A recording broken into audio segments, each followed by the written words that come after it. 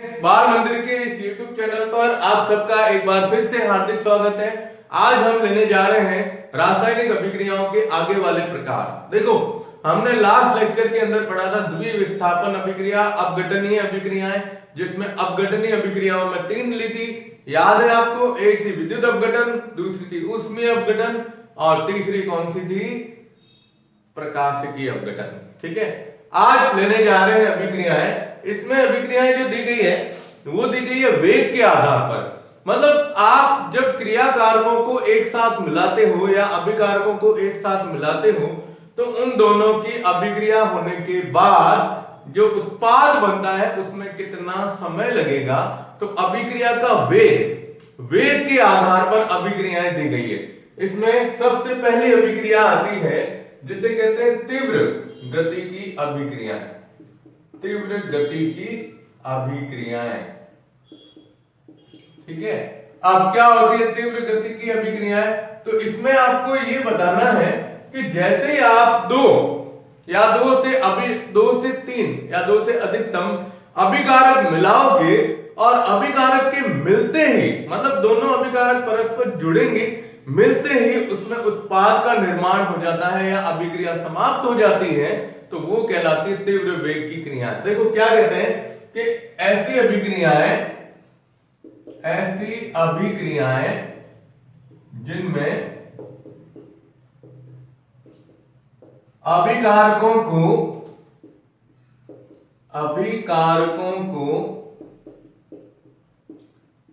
परस्पर मिलाते ही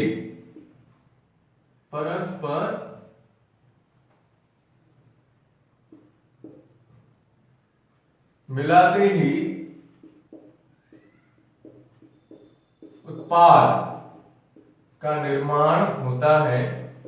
उत्पाद का क्या होता है?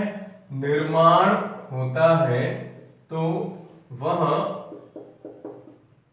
क्या कहलाती है? तीव्र गति की अभिक्रियाएं कहलाती है। तीव्र गति की क्रियाएं कहलाती है। और आपको बता दूं, ये अभिक्रियाएं जो होती है ना, ये बहुत ही कम समय में संपन्न होती है। देखो क्या कहता है, तीव्र गति की अभिक्रियाएं कहलाती है। तो कम समय का मतलब होता है कि इनको पूरा होने में 10 की घात -10 सेकंड में ये अभिक्रियाएं संपन्न होती हैं। अभिक्रियाएं क्या होती है? संपन्न होती हैं। मतलब आप समझ सकते हो, सेकंड के 10वें हिस्से में ये अभिक्रिया पूर्ण हो जाती है, मतलब पलक झपकते ही। और इसका सबसे अच्छा उदाहरण जो दिया हुआ है ना, वो एग्जाम्पल आपको याद रखना है। प्रबल अम्ल और प्रबल क्षार जो होते हैं उनकी क्रियाएं। देखो उदाहरण इसका ध्यान रखिएगा, प्रबल अम्ल व प्रबल क्षार की क्रिया। प्रबल अम्ल प्रबल क्षार जैसे अपन लेते हैं, तो प्रबल अम्ल लिया जैसे NaOH प्रबल क्षार है, इसकी क्रिया किससे करवाते हो? HCl प्रबल अम्ल से। जैसे ही आप इसकी क्रिया कराओगे, इसकी क्रिया कराते ही ये क्या हट जाएगा? H2O, H2 हटते ही ये बन जाएगा NaCl। यानी इसमें क्या बनता है? लवण और जल बनते हैं। क्या बनते हैं? लवण और जल बनते हैं। और दूसरी अभिक्रिया आपको एक बता देता हूं। देखो ये अभिक्रिया क्या होती है कि जो सिल्वर नाइट्रेट होता है, क्या कहते हैं इसे? Silver nitrate. तो सिल्वर नाइट्रेट की क्रिया जब हम HCl से करवाते हैं, तो सिल्वर नाइट्रेट में जैसे ही HCl मिलाओगे तो उसके अंदर हमें श्वेत अवक्षेप प्राप्त होगा AgCl का। देखो क्या होती है अभिक्रिया। ये पहली तो ये थी, दूसरी है silver nitrate AgNO3 plus HCl से क्रिया करेंगे, तो देखो AgCl बनेगा और HNO3, तो AgCl प्लस HNO3 बनेगा। ये जो बनता है ये किसके रूप में? श्वेत अवक्षेप के रूप में बनता है। कौन से अवक्षेप में? श्वेत अवक्षेप में। तो ये अभिक्रिया जो होती है ये वाली, इस अभिक्रिया के अंदर हम ये बता सकते हैं कि इस अभिक्रिया का एक वर्ड आएगा अर्ध आयुकाल। क्या वर्ड आता है? अर्ध आयुकाल। तो इसका अर्ध आयुकाल दिया गया है कौन सी? इस अभिक्रिया का अर्ध आयु काल, जिसे प्रदर्शित करते हैं t अपॉन हाफ, यानी इसका दिया गया 10 की घात माइनस 12 सेकेंड, 10 की घात माइनस 12 सेकेंड। तो क्या होता है अर्ध आयु काल? अर्ध, अर्ध मतलब होता है आधा। तो जो अभिक्रिया के अंदर अभिकारक होते हैं उसकी आधी मात्रा का उपयोग जब हम उत्पाद में करते हैं, उत्पाद बनाने में करते हैं, तो देखो क्या कहता है, अभिकारकों की आधी मात्रा को उत्पाद में परिवर्तित होने में लगा समय, होने में लगा समय क्या कहलाता है? अर्ध आयु काल कहलाता है।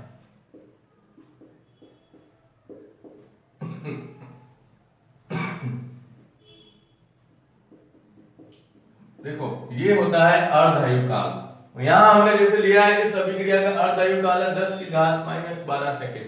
तो अर्ध आयु काल का मतलब ये हुआ कि एक रासायनिक अभिक्रिया जो होती है, उस रासायनिक अभिक्रिया के अंदर जो अभिकारक है उसकी आधी मात्रा जब उत्पाद में परिवर्तित होती है तो उसमें लगा समय जो होता है वही उसका अर्ध आयु काल कहलाता है। तो ये अभिक्रिया है तीव्र गति की, यानी सेकंड के 10वें हिस्से में ही अभिक्रियाएं संपन्न हो जाती है, तो इन्हें हम तीव्र वेग की अभिक्रियाएं कहते हैं। सेकंड आती है जिसे कहते हैं मंद गति की अभिक्रिया। चलिए इसका स्क्रीनशॉट ले लो। ओके चलो,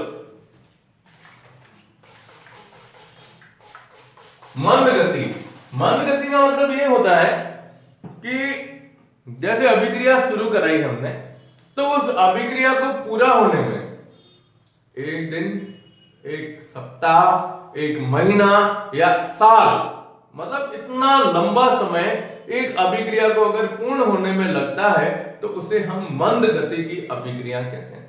कैसे होती है देखो आप,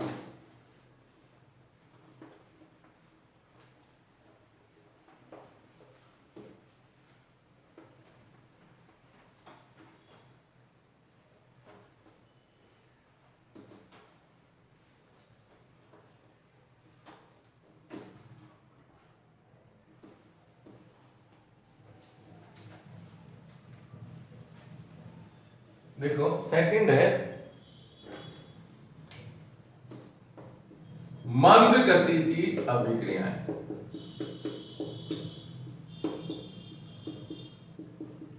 ठीक है, इसमें हम जो उदाहरण लेते हैं, सॉरी अभिक्रिया की परिभाषा लेते हैं कि इस प्रकार की अभिक्रियाएं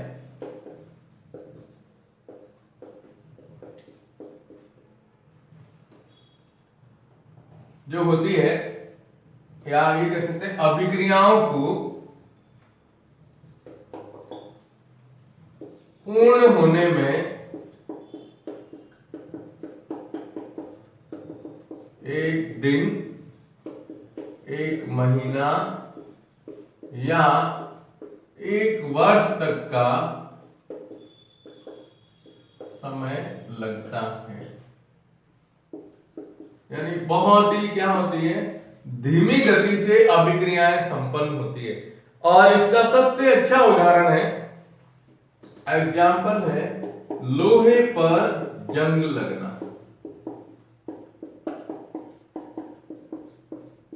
लोहे पर जंग लगने का मतलब ये होता है कि लोहा जो होता है, आप देखो, आप एक जनरल चीज अपन उदाहरण लेते हैं, अपने घर के अंदर जो कोई लोहे का पुराना फर्नीचर होता है, जैसे कुर्सी है या टेबल है, कुछ भी छोटा स्टूल वगैरह है, तो हम क्या करते हैं, जब वो यूज पूरा खत्म हो जाता है, उसका उपयोग नहीं कर सकते, तो उसको ऊपर छत पे रख देते हैं। अब छत पे रखते हैं तो 1 साल 2 साल 3 साल पड़ा रहता है।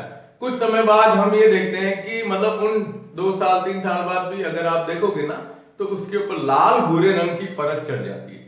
उसका कारण क्या होता है कि लोहे की जो सतह है, ये सतह वायु के संपर्क में आती है। वायु मतलब ऑक्सीजन के संपर्क में, और ऑक्सीजन के साथ साथ वातावरणीय जो परिवर्तन होते हैं, भौतिक परिवर्तन होते हैं, जैसे सर्दी, गर्मी, बारिश, धूप वगैरह होती है, तो ये उसकी उपस्थिति के अंदर क्या होता है कि जो नमी है वातावरण की, उस नमी और वायु, उन दोनों से क्या करता है, लोहा क्रिया करता है, और क्रिया करके और एक लाल भूरे रंग की परत के अंदर परिवर्तित हो जाता है, जिसे हम कहते हैं लोहे का संक्षारण होना, यानी उसकी ऊपरी परत का नष्ट होना।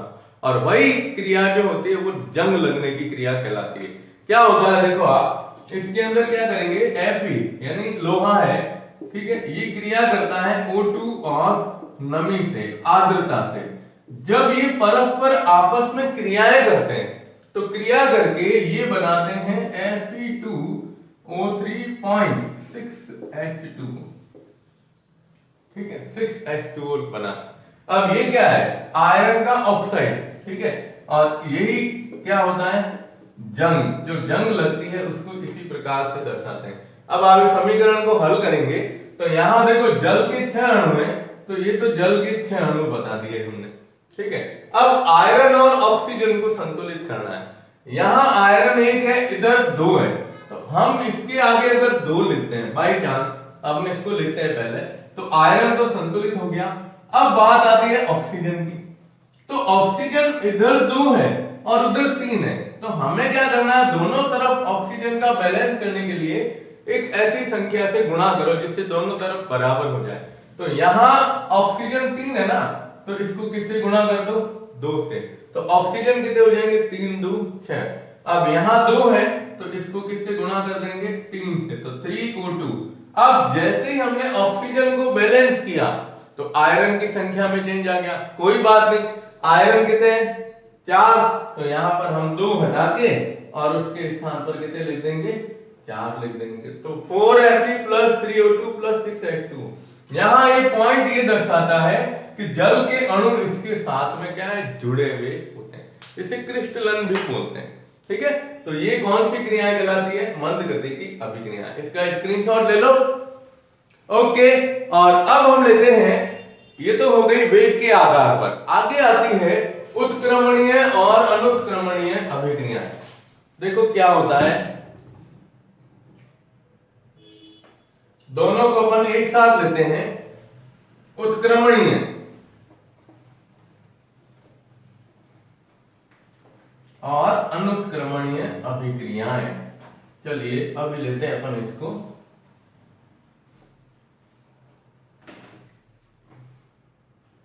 आपने पढ़ी होगी पहले, जैसे अपन ने समीकरण संतुलित किए थे तब उसमें आई थी उत्क्रमणीय अभिक्रियाएं, है ना। तो चलिए, उत्क्रमणीय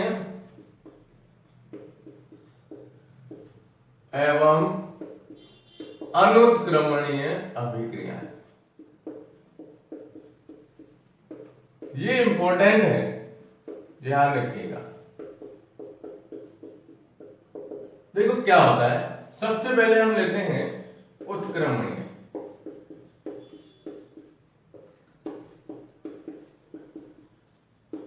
ये क्रियाएं जो होती है, ये क्रियाएं क्या होती है कि इसमें सबसे बड़ी बात है कि दोनों दिशाओं में चलती है। दोनों दिशाओं में चलने का मतलब क्या होता है, देखो इसमें क्या होता है कि इस प्रकार की क्रियाओं में पहले अभिकारक परस्पर क्रिया करके क्या करते हैं, उत्पाद बनाते हैं और वही उत्पाद पुनः अभिकारक में परिवर्तित होते हैं,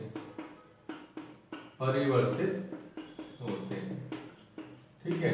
अब ये क्रियाएं कहलाती है कौन सी, उत्क्रमणीय अभिक्रियाएं। तो ये कौन सी है, उत्क्रमणीय अभिक्रियाएं कहलाती है।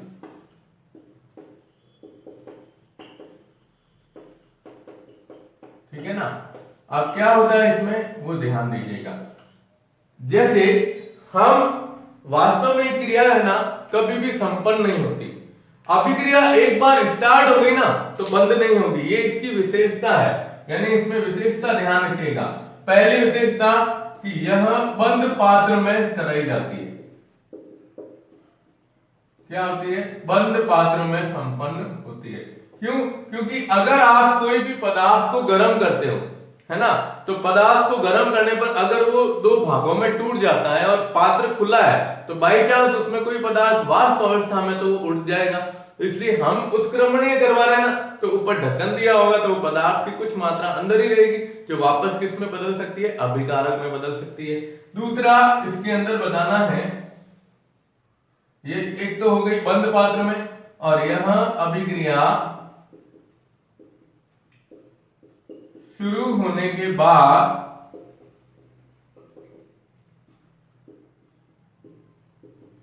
पूर्ण नहीं होती। क्यों नहीं होती है? क्योंकि ये दोनों दिशाओं में चलने वाली है। देखो कैसे होती है कि जैसे ये A प्लस बी ये क्रिया करके बना रहा है C प्लस डी। अब इसमें देखो आप दो तीर के निशान बताएं, तो पहला स्टेप पहली जो होगी जिसमें हम क्या करेंगे, A प्लस बी परिवर्तित किसमें होता है? C प्लस डी में। तो इसे अग्र अभिक्रिया कहते हैं। क्या कहते हैं? अग्र अभिक्रिया। अग्र अभिक्रिया का मतलब ये हुआ कि पहले अभिकारक किसमें परिवर्तित हो रहे हैं? उत्पाद में परिवर्तित हो रहे हैं। तो हम यहां लिखेंगे कि ये अभिकारक है, ये किसमें परिवर्तित हो रहे हैं? उत्पाद में। और सेकंड में क्या होगा कि ये जो C प्लस डी है, देखो ये तीर का निशान इधर की तरफ आ रहा है, तो C प्लस डी ये चेंज हो रहा है A प्लस बी में। यानी यहां पर उत्पाद जो है वो किसमें बदल रहा है? अभिकारक में बदल रहा है। तो इसको हम, ये अग्र है तो इसको नाम दिया गया है कौन सी? प्रतीप अभिक्रिया कहते हैं। ये अभिक्रिया आपको यूं ध्यान में रखनी है कि ऐसी अभिक्रिया है जिसमें पहले अभिकारक उत्पाद में बदलता है और फिर वही उत्पाद वापस किसमें परिवर्तित होता है? अभिकारक के अंदर परिवर्तित होता है। जैसे इसका एग्जांपल हमने लिया था, आपको याद हो तो N2 प्लस 3H2, और ये दोनों दिशाओं में बताया था 2NH3। यहाँ उत्प्रेरक होता है आयरन। तो नाइट्रोजन और हाइड्रोजन की क्रिया से अमोनिया गैस बनती है और वही अमोनिया वापस किसमें परिवर्तित हो सकती है? हाइड्रोजन और नाइट्रोजन में। इसी तरीके से एक और क्रिया है कि ये CaCO3 को जब अपन गर्म करते हैं तो गर्म करने पर ये CaO प्लस किसमें बदलता है? CO2 में। अब देखो ये गैस है, लेकिन हम क्या कह रहे हैं? ये अभिक्रिया किसमें होती है? बंद पात्र में। किसमें? बंद पात्र में संपन्न होती है। मतलब हम जब इसको गर्म करेंगे तो ऊपर ढक्कन दिया हुआ होगा तो CO2 निकलेगी नहीं, और CO2 नहीं निकलेगी तो वापस CO2 कैल्शियम ऑक्साइड से क्रिया करके किसका निर्माण करती है? CaCO3 का निर्माण करती है। तो ये अभिक्रिया कहलाती है कौन सी? उत्क्रमणीय अभिक्रिया। और इसके अलावा सेकंड रिएक्शन है जिसे कहते हैं अनुत्क्रमणीय। एक बार अभिक्रिया संपन्न होने पर जो उत्पाद बनता है फिर वापस उसी उत्पाद से क्या कहेंगे हम? क्रियाकारक या अभिकारक नहीं बनेगा। वो कहलाती है कौन सी? अनुत्क्रमणीय अभिक्रिया। चलो हम इसको भी लेते हैं, आप इसका स्क्रीनशॉट ले लो। ओके, तो अब आते हैं इसमें हम आगे वाली अभिक्रिया में जिसे कहते हैं अनुत्क्रमणीय अभिक्रियाएं। तो अनुत्क्रमणीय जितनी भी अभिक्रियाएं हैं, आपने काफी ऐसी रिएक्शनें पढ़ी है जो हम सिंगल तीर के निशान से बताते हैं, है ना। अभी जैसे कुछ उदाहरण लिए थे पहले, तो उन उदाहरणों के अंदर वापस उन्हीं उदाहरणों को बताया गया है। तो एक तो क्या होता है कि ये अभिक्रिया खुले पात्र में संपन्न कराई जाएगी। किसमें? खुले पात्र में। देखिए, अनुत्क्रमणीय अभिक्रिया है। तो अनुत्क्रमणीय में क्या होता है? देखिए कि इनमें क्रियाकारक या अभिकारक परस्पर क्रिया कर उत्पाद बनाते हैं, लेकिन वही उत्पाद पुनः अभिकारक नहीं बनाते। ये कौन सी क्रियाएं कहलाती है? अनुत्क्रमणीय क्रियाएं या अभिक्रिया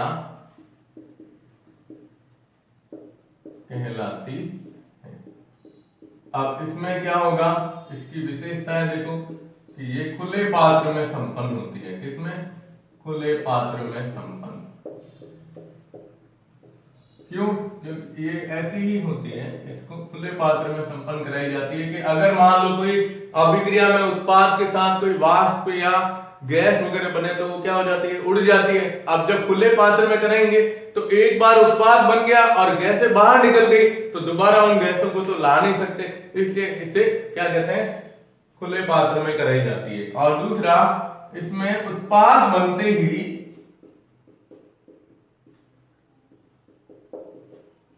अभिक्रिया क्या हो जाती है? समाप्त हो जाती है। और उसमें एक लाइन ध्यान रखिएगा, उसमें आपको एक लाइन जोड़नी है, साथ में जो विशेषताएं दी है उसमें जोड़ देना कि अभिक्रिया दोनों दिशाओं में चलती है और ये एक ही दिशा में चलती है। कैसे? जैसे हम देखो एग्जाम्पल में जैसे कार्बन, ये है कोयला, ये उदाहरण पढ़ा था ना, कोयले को वायु में क्या करते हैं? दहन करते हैं, वायु के द्वारा इसको दहन करते हैं, तो इसमें कौन सी गैस बनती है? CO2। अब आपको भी पता है कि जब हम पदार्थ लकड़ी को जलाते हैं तो लकड़ी को जलाने पर उसमें से गैस निकलती है तो CO2 बनती है। अब वो CO2 कोयला है एक तरह से, तो कोयले को जलाने के बाद क्या CO2 को वापस हम कोयले के अंदर परिवर्तित कर सकते हैं? नहीं कर सकते, इसलिए ये अनुत्क्रमणीय अभिक्रिया है। और अनुत्क्रमणीय अभिक्रिया की पहचान होती है ये सिंगल तीर का निशान, एक ही दिशा में तीर का निशान जब बताया जाता है तो वो कौन सी होती है? अनुत्क्रमणीय अभिक्रिया है। और उत्क्रमणीय में हमने बताया था ये दोनों तरफ से चलती है। ठीक है, अब एक ये हो गया। एक जैसे मेथेन है, तो मेथेन का दहन करेंगे तो क्या बनता है? CO2 plus H2O। अब इसको संतुलित करो तो कार्बन एक ही है, हाइड्रोजन इधर 4 है, तो इधर क्या लिख दिया? 2। ठीक है, अब 2 लिखते ही ऑक्सीजन कितने हो गए? 2 और 2 4, तो इधर ये 2, ये दहन करने पर। तो ये इसमें भी हम देख रहे हैं है ना कि मेथेन भी एक तरह से गैस ही होती है। तो गैस जब जलती है तो जलने पर ये क्या बनाती है? कार्बन डाइऑक्साइड और जल। क्या इन दोनों को मिलाकर वापस बना सकते हैं? नहीं बना सकते। तो ऐसी अभिक्रियाएं जो होती है, जो हम लगभग अधिकांश अभिक्रियाएं क्या होती है? अनुत्क्रमणीय होती है कि एक क्रियाकारक उत्पाद में तो बदल जाता है लेकिन उस उत्पाद से वापस क्रियाकारक का निर्माण नहीं होता है। तो आप इसका स्क्रीनशॉट ले लो।